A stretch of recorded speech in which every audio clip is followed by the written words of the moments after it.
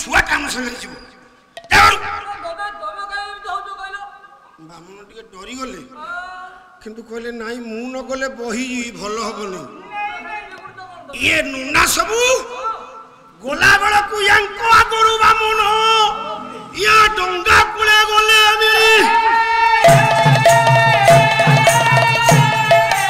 ସେ ନଦୀ କୂଳରେ ଯାଉଥିବ ଦେଖି ଦେ ମାରିଲା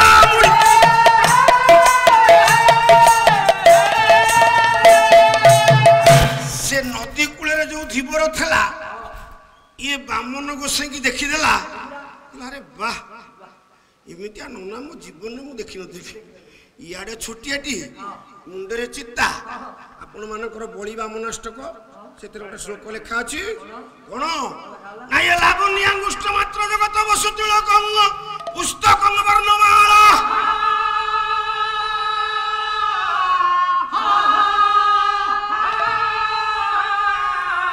ये स्कंधे योग्य पवित्र मुद्रित सदिति हरंग ताम्र पात्र मुझ दक्षिण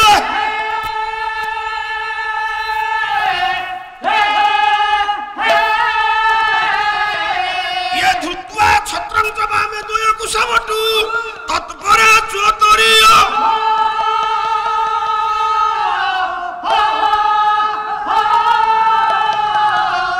इत्यैव पंचभूत बलि सदनागत पाठयते सामवेद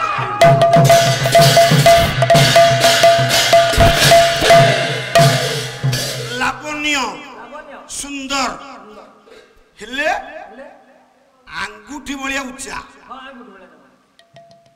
सुंदर आंगुठी भलिया उच्चा से केमि जिवे हैं आंगुठी भलिया जमा उच्चा बामन परा बामन कोन जमा आंगुठी भलिया हां आमे बामन देखिनु केड़े केड़े एड़े सब बामन तमे आंगुठी भलिया कहू अरे को अंगूठी हां चालनो देखिबो अरे को अंगूठी ए बिसे अंगूठी नहीं बुढ़ा अंगूठी ये पांचटा जाक अंगूठी नु हो आउ ना आउटा 6 अंगूठा आउटा अंगूठी अछि सर आउटा अंगूठी कोन ये कथाटा होती सत्य जुगर कथा सत्य जुगर मनुष्यर उच्चता थला 28 हाथ 28 हाथ हां अरे से कथा त्रेता जुगरे केता हाथ ता ओधा 28 रा 14 हाथ आसंतु द्वापर हेले 7 हाथ आसंतु कोड़ी 7 को ओधा लगत 3.5 हाथे तो हाथ रे तू मो हाथ रे मु हाथ रे से कुनी झियो कुनी पियो ता हाथ रे भी से 3.5 हाथ बिनो अरे 14 हाथे सेते बेले सत्य जुगर कथा ये 28 हाथ मनुष्य जदी हला बिनो रे से 28 हाथिया मनुष्यर अंगूठी केते बड़ो जेडी की ये उच्चा थला बामन सेडी की 28 हाथे लोकर हाथ हरा एडे हेतो अंगूठी सेडी के तबो हां ये रूप को देखि करी कथा बेले उच्चा रो शिवर आश्चर्य होई गला कहला ये नोना एमितिया नोना मु कोठी देखिनी नाही ना हमर सब एडे नोना ये केमिति एडे धाके नोना कोठाइला इंडिया माइला एरे सब नोना करो एडे निसो ए नोना रे एडे उडे निसो नोना निसर खंती मूर्ख नोना सब निसर खंती 28 हाथर उच्चा नोना ताको निसो एडे एडे कहले नाही गोटे काम करिबा कोन करिबा जानिछो ये नोना को देखि करी भक्ति आसी गला धीबर आ डेरी कला नहीं डंगा को गला बेल को एतिकी बेल रे बाबू अन्य नोना माने हाजर होइले जानो ये नोना को देखिए धीबर आसंबित हला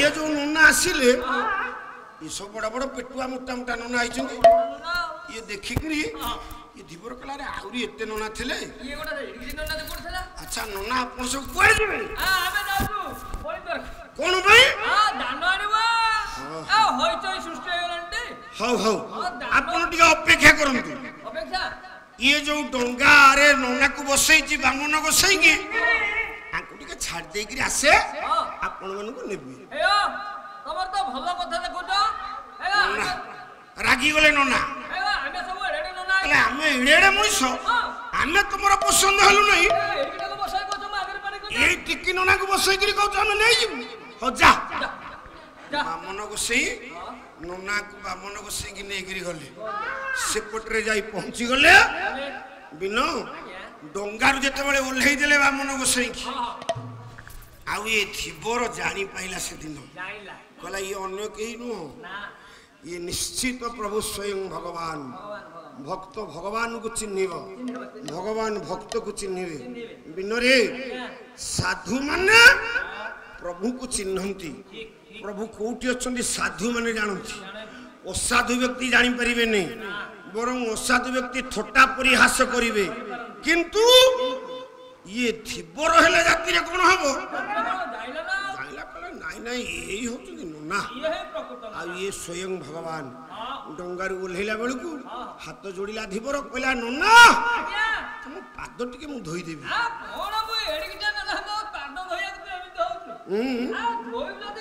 ଟିକେ କୁନି ପାଦକୁ ଦେଖାନ୍ତୁ ମୁଁ ଧୋଇଦେବି ନା ହସିଦେଲେ କହିଲେ ହଁ ହଁ ଧୋଇବୁ ଖାଲି ଏବେ ଧୋଇବୁ ନାହିଁ ଆଜି ଏ ନର୍ମଦା ନଦୀରେ ଡଙ୍ଗାରେ ପାରି କରୁଛୁ ସେପଟକୁ ଆଉ ଆଜି ଧୋଇବୁ ଆଉ ଥରେ ବି ଧୋଇବୁ ସମୟ ଆସିବ ଆଜି ଧୋ ଧୋଇଲା ପାଦକୁ ନା ଏଇ ଧୀବର ପାଦକୁ ଧୋଇଲା ବିନରେ ପାଦକୁ ଧୋଇଦେଲା ଯତ୍ନରେ ପୋଛିଦେଲା ମୁଣ୍ଡିଆଟିଏ ମାଇଲା କାହିଁକି ମୁଣ୍ଡିଆ ମାଇଲା ନାଇଁ ବିପଦ ହନ ଧ୍ୱନ୍ତ ସହସ୍ର ଭାନ ହବ ଏ ସମିହିତାର୍ଥ ଆପଣ କାମ ଧ୍ୟାନ ହବ ସହସ୍ର ସୂର୍ଯ୍ୟଙ୍କର କିରଣର ତେଜ ଯେତିକି ନନା ଯୋଉ ଆସ୍ଥାନ ପୂଜାଟି କରୁଥିଲେ ତାଙ୍କ ଡାହାଣ ପାଦର ଧୂଳିର ମହିମା ହଉଛି ସେତିକି କଣ କରିବୁ କୁଆଡେ ନାଇଁ ତେଣୁ ବ୍ରାହ୍ମଣକୁ ଦେଖିଲେ ଆଗ ମୁଣ୍ଡିଆ ମାରିବୁ ପାଦ ଧୋଇଦେବୁ ଯଥା ସମ୍ମାନ ଦେବୁ ବିନ ଭଗବାନ ସ୍ୱୟଂ ନିଜେ କହିଛନ୍ତି କହିଲେ ବ୍ରାହ୍ମଣ କଲେ ଅପରାଧ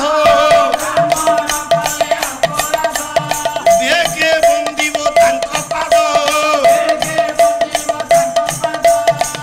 ହେ ସଜନ ଯେତିକି ଆପଣ ମାନେ ଅଛନ୍ତି ଆମ ଭାଗ୍ୟକୁ ବ୍ରାହ୍ମଣ ଅପରାଧ କଲେ ପାଦ ବନ୍ଦିବ ସେ କଣ କରୁଛୁ କଣ କରୁଛୁ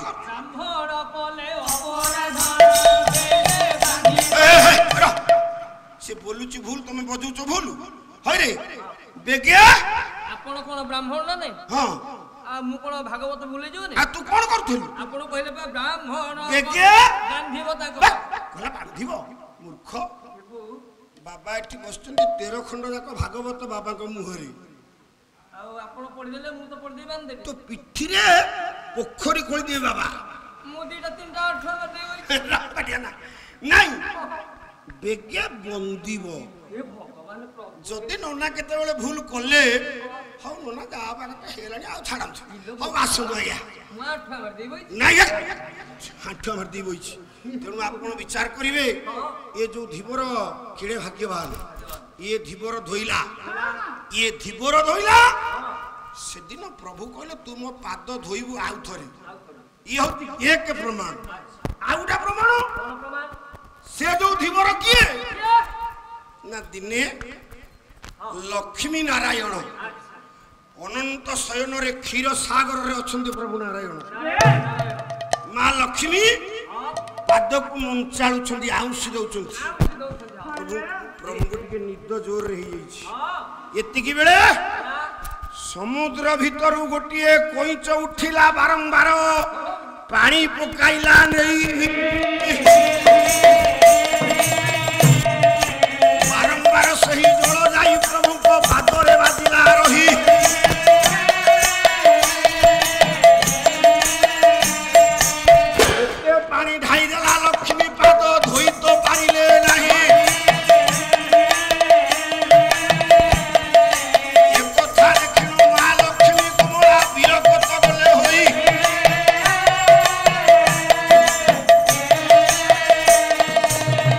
ମା ରାଗିଗଲେ କହିଲା କଇଁଚଟା ମଝି ସମୁଦ୍ର ମଝି ସମୁଦ୍ର ଇଏ ଗୋଟେ ବାରମ୍ବାର ଉଠୁଛି ହାବୁ ଖାଏ ପାଣି ଉଠାଉଛି ମହାପ୍ରଭୁଙ୍କୁ ଓଦା କରିଦଉଛି କାହିଁକି ଏମିତି କରୁଛୁ? ପ୍ରଭୁ ଡାକିଲେ କହିଲେ ଲକ୍ଷ୍ମୀ ତମେ ତାପରେ ରାଗ ନେଇ ଆଉ କଣ କରିବି? ସେ କିଏ ଜାଣିଛ? ଓଟା କଇଁଚଟା ପରା। ତାର ଇଚ୍ଛା ଅଛି ମୋ ପାଦକୁ ଧୋଇବ ବୋଲି। ଓଟା କଇଁଚ ବି ତମ ପାଦ ଧରେ? ହଁ ମୁଁ ପରା ସେ ଆରମ୍ଭ କରିଛି ସିଏ କଣ ପାଦ ଧୋଇବ ଖାଲି ପାଣି ପକଡ଼ିବାରେ ବ୍ୟସ୍ତ ହଉଛି। ସିଏ ବି ଧୋଇବ କଇଁଚ ଏବେ ନୁହେଁ। ପ୍ରଭୁ ଡାକିଲେ କହିଲେ ହେ କଚ୍ଛପ ଏବେ ତୁ ଧୋଇ ପାରିବୁନି ଅପେକ୍ଷା କର ଯୋଉଦିନ ତ୍ରେତା ଯୁଗ ଆସିବ ଗଙ୍ଗା ନଦୀରେ ତୁ ଡଙ୍ଗା ପକାଇଣ ଇଏ ଧୀବର ହୋଇନଥିବୁ ସେତିକି ଭାବରେ ମୋହରି ପାଦ ଧୋଇ ଆନନ୍ଦ ପୁରା ଲଭିବୁ। ସେଇଦିନ ଏଇ ପାଦକୁ ଧୋଇବୁ। ଆଜି ତୋର ଇଚ୍ଛା ଅଛି ବୋଲି ମୁଁ ଜାଣିଲି ପାଦ ଧୋଇବାକୁ। ଅନେକ ପୁରାଣର ମତ ଆସେ ସେଦିନ କଇଁଚ ପାଦ ଧୋଇବ ବୋଲି ବାରମ୍ବାର ଜଳ ପକେଇଲା ବୋଲି ପ୍ରଭୁ ତାକୁ କହିଥିଲେ ତୁ ପାଦ ଧୋଇବୁ। ଆଜି ଏଇ ଧୀବର ପାଦକୁ ଧୋଇଦେଲା। ସଜ୍ଜନ ଇଏ ଧୀବର ପାଦ ଧୋଇଦେଲା କିନ୍ତୁ ଏଠି ଗୋଟେ ଭଲ କଥାଟା ମନେ ପଡ଼ିଗଲା। ବ୍ରହ୍ମାରେ ଧୌତ ଯେ ପାଦ ବ୍ରହ୍ମା ବି ଏ ପାଦକୁ ଧୋଇ ପାରିଲେନି। ଆଉ ବହୁତ ଦିନ ଲାଗିଲା ବହୁ କଷ୍ଟ ହେଲା ପାଦକୁ ଧୋଇ ପାଇଲେନି। ସମୟକୁ ଅପେକ୍ଷା କଲେ କେତେବେଳେ ପ୍ରଭୁ ଆସିବେ ପାଦ ମୁଁ ଧୋଇବି। କୋଉ ଦିନ ଧୋଇଲେ? ଆଦି ଅବତାର ପ୍ରଭୁ ହେଲେ ମୀନ ଅବତାର। କଣ ପାଇଁ ହେଲେ? ଶଙ୍ଖାସୁର ନାମକ ଦୈତ୍ୟକୁ ବିନାଶ କରିବା ପାଇଁ। ରାକ୍ଷସ ମାନେ ଯେତେବେଳେ ଉତ୍ପାତ କରନ୍ତି ଇଏ ପୃଥିବୀର ଭାର ଅସମ୍ଭାଳ ହେଇଯାଏ ସମ୍ଭାଳି ହୁଏ ନାହିଁ ଏବଂ ଅନେକ ବାର ଇଏ ଧରିତ୍ରୀ ରାଣୀ ବ୍ରହ୍ମାଙ୍କ ଆଗରେ ଯାଇ ଜଣେଇଛି ମୁଁ ଆଉ ସମ୍ଭାଳି ପାରୁନି ଏତେ ଭାରା ହେଇଯାଉଛି ରାକ୍ଷସ ମାନଙ୍କର ଭାର ସମ୍ଭାଳି ପାରୁନି। ବ୍ରହ୍ମା ପଚାରିଲେ କହିଲେ ହଇଲୋ ମା ବସୁଧା କଣ କହୁଛୁ? କାହିଁକି? ମତେ ଭାରି କଷ୍ଟ ହଉଛି ବହୁତ କଷ୍ଟ ହଉଛି ଭାରା ମୁଁ ସହି ପାରିବିନି। ମାଲୋ ଏମାନେ ଆସିଛନ୍ତି ଯିବେ ଇଏ କିନ୍ତୁ ଭଲରେ ଯିବେନି ଇଏ ଉତ୍ପାତିଆ ହେଲା ପରେ ଯିବେ। ମା ତୁ ପୁରା 7ଟା ସମୁଦ୍ରର ଭାର ହେଲେ ହବ କଣ ପ୍ରଭୁ? ଆଉ ଅନେକ ପର୍ବତର ଭାର ତୋରି ଉପରେ ଅଛି ସମ୍ଭାଳିଛୁ। ହେଲେ କଣ ହବ ପ୍ରଭୁ? ସିଏ ବି ନୁହଁ ୟାକୁ ସମ୍ଭାଳି ପାରିବନି। ଇଏ ତାଠୁ ବହୁ ଅଧିକା କହିଲା ହେଇଛି କିଏ? ବସୁଧା ମା କହିଲା। ବିଦଗ୍ଧ ମୁଖମଣ୍ଡଳର ଗୋଟେ ଶ୍ଲୋକ କହିବି କହିଲା ନ ଭାରା ପର୍ବତ ଭାରା ଇଏ ନ ଭାରା ଶବ୍ଦ ସାଗର ଇଏ ନିନ୍ଦୁ କହି ମହାଭାରା ବାବୁରେ ଭାରା ବିଶ୍ୱାସ ଘାତକା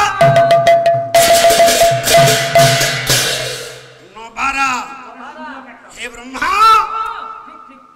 ଏଗୁଡାକ ଭାରା ନୁହଁ ଇଏ ପର୍ବତ ଭାରା ନୁହଁ ସମୁଦ୍ର 7টাର ଭାରା ନୁହଁ। ଭାରା କିଏ? ନା ନିନ୍ଦୁକ ଲୋକ ଯିଏ ନିନ୍ଦା କଲା ସେ ହଉଛି ବହୁତ ଭାରା। ଆଉ ବିଶ୍ୱାସଘାତକ ଯିଏ କଲା ତାଠୁ ଭାରା ଅଧିକା ନୁହଁ।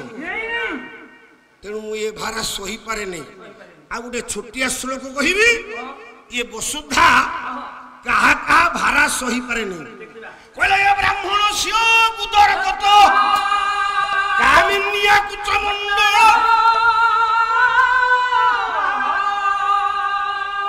ଦିନରେ ବ୍ରାହ୍ମଣ ନନା ଆସିଲେ ଆମେ ଆସନ দিয়ে ଦଉ। ଯଦି ଆସନ ନାହିଁ ବ୍ରାହ୍ମଣ ମାନେ ଖାଲି ତଳେ ବସିବେନି ବସିଲେ କଣ ହବ? କଣ ହବ? ପୂଜ ରକ୍ତ କହିଲି ବ୍ରାହ୍ମଣ ସିଓ କୁଦ କୁଦ ମାନେ ଗୁହ୍ୟ ଚକ୍ରର ଭାରା